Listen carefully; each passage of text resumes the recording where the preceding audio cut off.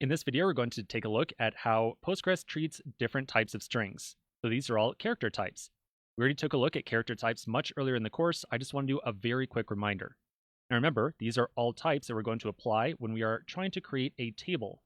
So for example, if we're creating a table for products, we might have a name column and a department column, and we might annotate those two column types as varchar and varchar, which means we want to store a string inside them.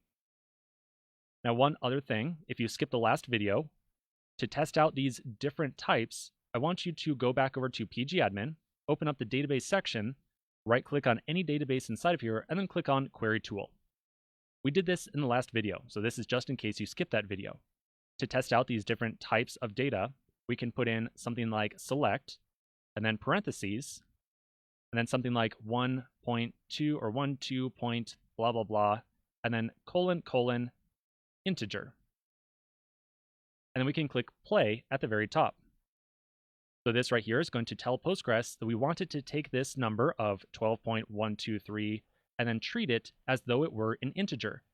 So by clicking on play, we can see how Postgres is going to interpret that value if we provide it and say that it is an integer.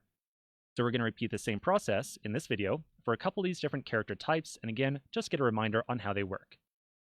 So the first type we're going to take a look at is char. This is for storing a fixed length of characters. If we provide a number after char, and we provide a string to Postgres that is longer than 5 characters, then Postgres is going to trim characters until it just gets down to 5.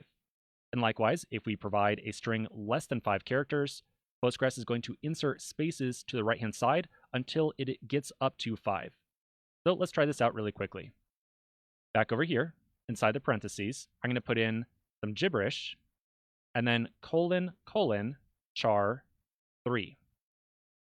So again, that means take this value right here, treat it as though it were a character 3. Let's run that. If you get an error like this right here, no problem, just click play again. And you can see very easily that the string has been trimmed down to just 3 characters. If we provide only 1 character, so let's say just A by itself, and click play, it looks like we only have 1 character here, but you can double click in that cell, and if you do a little bit of highlighting, you'll see that 2 spaces have been added in to the right of the A to get us up to 3 characters long. Okay, so that's a char. We also have access to varchar. If we put in varchar, that means we can essentially store any length of string.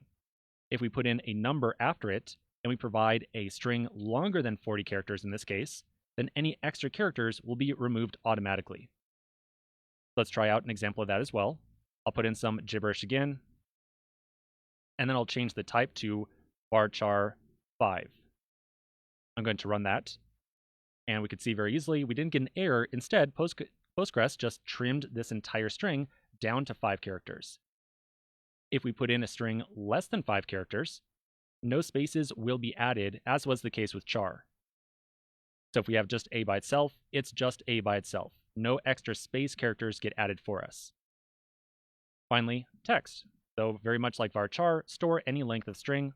That's pretty much it. So we can change this type right here to text, and then put anything in, and that's what we get back. That's pretty much it. Now just so you know, there is no performance difference between these different character types, which is kind of unlike many other types of databases.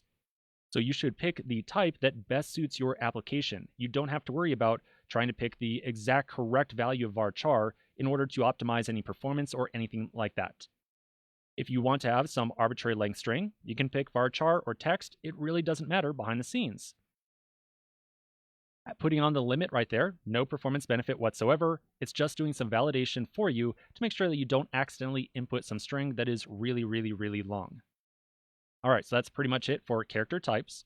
In general, we're going to follow the rule that we've seen throughout the course already. We're going to make use of varchar, and we are going to put the character limit on there. Again, not for performance, but just to make sure that we don't accidentally store any string that is way too long.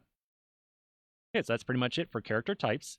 Quick pause right here, and we're going to move on to our next category in just a moment.